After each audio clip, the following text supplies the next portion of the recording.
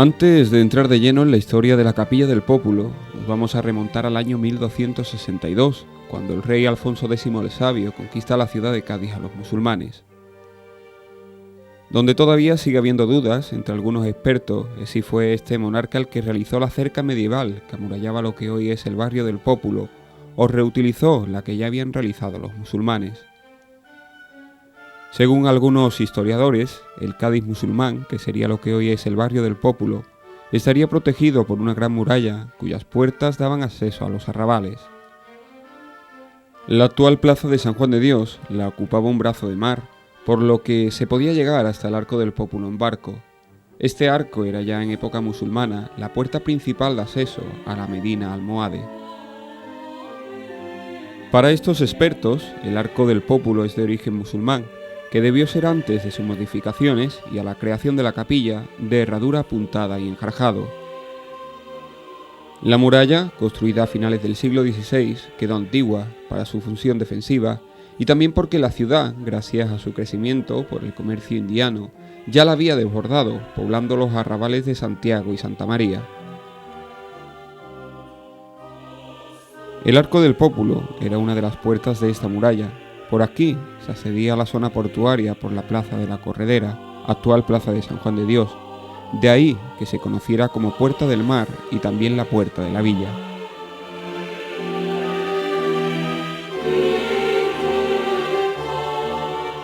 La Capilla del Pópulo va a tener su comienzo por un hecho que resultó funesto, aunque también iba a ser punto de inflexión para la ciudad gaditana. Antes de este hecho, en el arco, se colocó en el año 1587 una imagen de una virgen de advocación Nuestra Señora del Pópulo, como protección de la ciudad. El motivo fue el asalto de Francis Drake. Esto hará que el cabildo contratara al pintor Antonio Franco que realizara la obra basándose en la que existe en la iglesia de Santa María del Pópulo de Roma, donde hay una Virgen del Pópulo, que según la leyenda fue pintada por el evangelista San Lucas. En la iglesia de San Juan de Dios vemos actualmente una iconografía parecida. La importancia de este lugar dará un salto cualitativo en 1596, en el famoso asalto anglo-holandés. El suceso que más nos interesa lo podemos contemplar en un cuadro que podemos visitar en el Museo de la Catedral. Este cuadro estaba antes situado en la capilla. En este año, las tropas comandadas por Ese asaltan Cádiz sin apenas dificultad, provocando estragos en la población como en sus edificios. Los asaltantes, de religión protestante, viendo a la Virgen en la balconada de la antigua Puerta del Mar, donde fue puesta para proteger a sus ciudadanos, intentaron tirarla, pero al comprobar que no podían, le empezaron a disparar. Se dice que el lienzo recibió 5 impactos, pero no lo dañó. De ahí, según algunos se dice, esas estrellas de plata que tiene en su cuerpo representan esos disparos.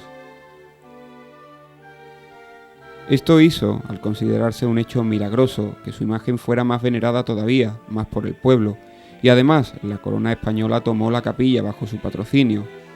Sería el rey Felipe III el que concedió a la capilla el título de real.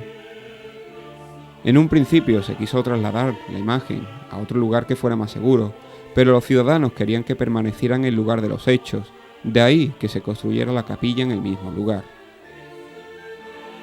Para no cegar la puerta de entrada, se adosó a la muralla y se situó en lo alto, creando así un túnel que vemos actualmente. La capilla se empezó a construir en 1621 con la polémica sobre la ubicación, ya que los ciudadanos querían que se mantuviera en el mismo lugar. Por eso la arquitectura de este edificio es compleja, ya que para no cegar el túnel se adosó en alto el lienzo de la muralla, donde se situó el cuadro de la Virgen. La capilla, de estilo tardo-manierista, es de planta cuadrada con una bóveda de arista de yeso sobre pechina. El arco toral, que da cobijo a la zona del presbiterio, se estucó y policromó. En su restauración se ha recuperado su antigua decoración. Ya en el interior de la capilla podemos ver el retablo mayor, obra de Alejandro Saavedra en madera dorada, y realizada a mediados del siglo XVII, autor también de los retablos de la iglesia de Santiago y de la Catedral Vieja. Su idea era que contuviera únicamente pinturas y de ahí que fuera el único retablo pictórico de la ciudad, pero los cambios posteriores hicieron perder esta característica que lo hacía único. Aunque sigue la línea retablista estipulada por la Contrarreforma, articulada en 3 calles, tiene la particularidad, propiamente barroca, del adelantamiento central y como decoración, la columna salomónica, además de las columnas de orden corintio de fuste entorchado. En el ático del retablo, en una arquitectura de estilo manierista llamada serliana por el influyente arquitecto italiano, se compone de un arco de medio punto y 2 vanos rectangulares. La parte más baja se denomina zócalo, que originalmente era de madera policromada y con un añadido posterior de mármol blanco de Carraca y rojo de Verona. Luego está el banco, donde se sitúa el sagrario de estilo neoclásico. En los laterales hay unas pinturas al óleo sobre tablas, donde vemos escenas de la vida de la Virgen. Se atribuye a la escuela sevillana del Valdés Leal.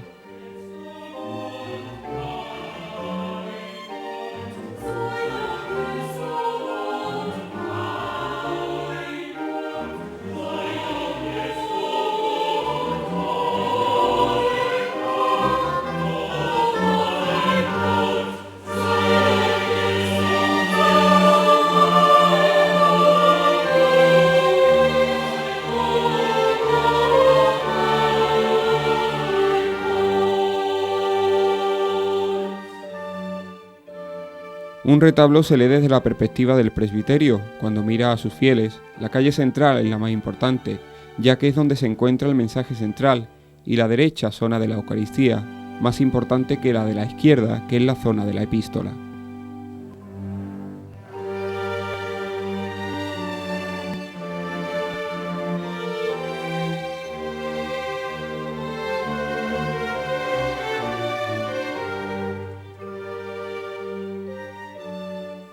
En el primer cuerpo, en su calle central, está el templete manifestador del siglo XIX. Se accede a él por una puerta lateral, que está entre el zócalo y el banco de la calle derecha. Aquí encontramos el cuadro de la titular de la capilla, una pintura sobre el lienzo del siglo XIX. No es el original, que se pierde en el siglo XVIII.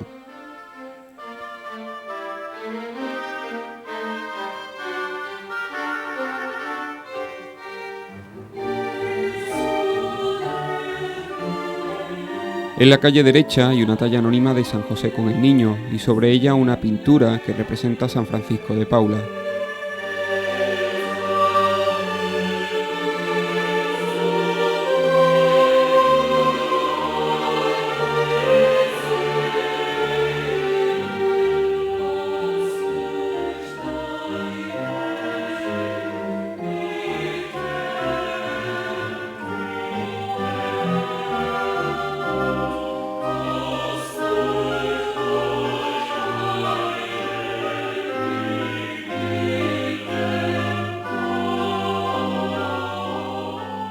En la calle izquierda de este primer cuerpo está la figura de San Saturio, patrón de los asturianos, donada por la comunidad soriana que vivía en Cádiz.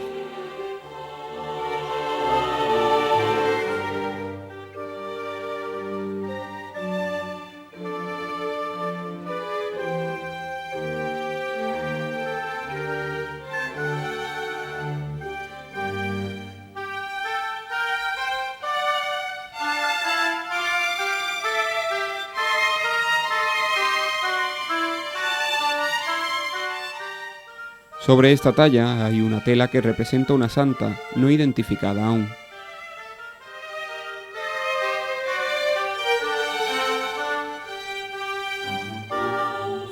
Pasando el segundo cuerpo, en la calle central, hay un cuadro, óleo del siglo XVII, de autor desconocido, que tampoco es el original que se ubicaba aquí, que representa la Anunciación.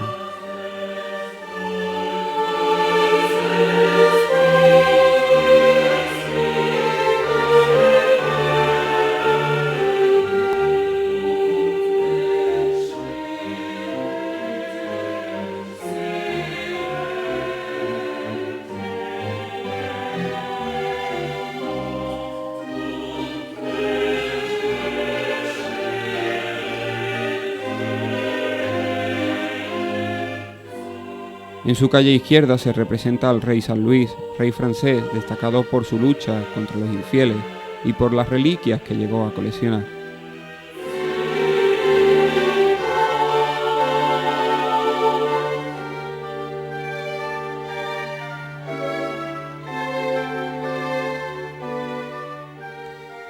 En la calle derecha está el cuadro que representa el episodio de la conversión de San Pablo en su caída del caballo, cuando es fulminado por un rayo.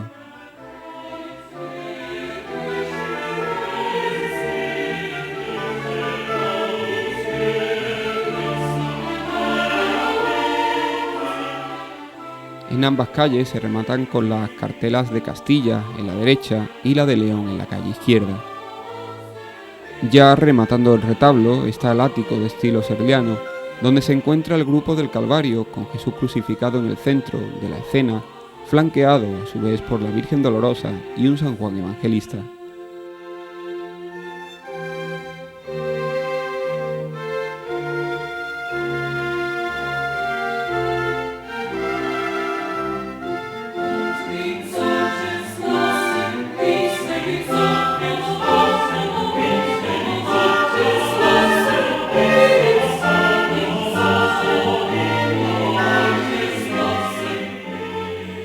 Los retablos laterales son también realizados en madera dorada y por el mismo autor en el siglo XVII. Son de un solo cuerpo.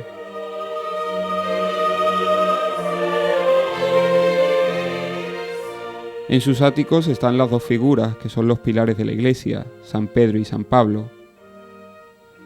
Al igual que sucediera en el retablo mayor, el significado original se perdería en el siglo XVII, ya que probablemente tendrían lienzo con escenas de la vida de la Virgen.